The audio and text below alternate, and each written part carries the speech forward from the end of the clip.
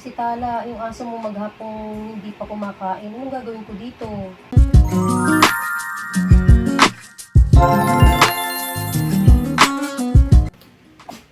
Hello, ma. Ha? Bakit naman po ganun? Eh, kanina bago ako umalis dyan, makulit pa naman yan si Pala. Tapos, hindi pa naman siya ganyan. Mm-mm. Ah, sige po. Sige, sige. Pauwi na po ako. Okay. Sige, bye-bye.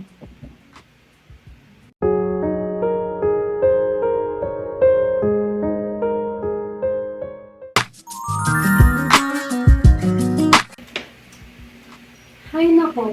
Natawagan ko nga yung kaibigan kong Beth.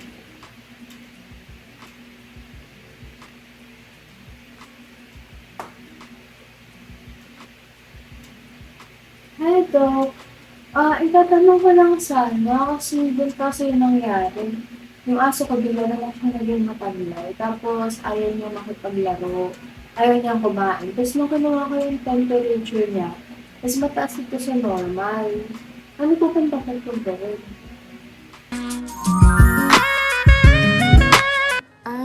Okay. Mas okay talaga kung madadala mo siya dito sa clinic.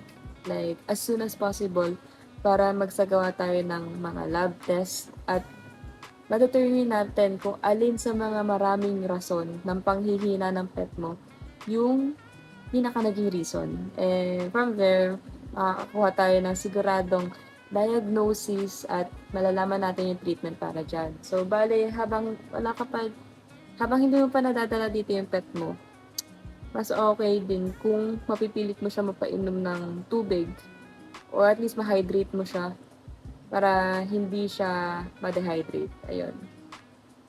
Ganun po ba po? Sige, susundin ko na lang yung utos mo. Tapos maya-maya, pupunta na rin kami dito sa clinic. Okay. Salamat, Doc.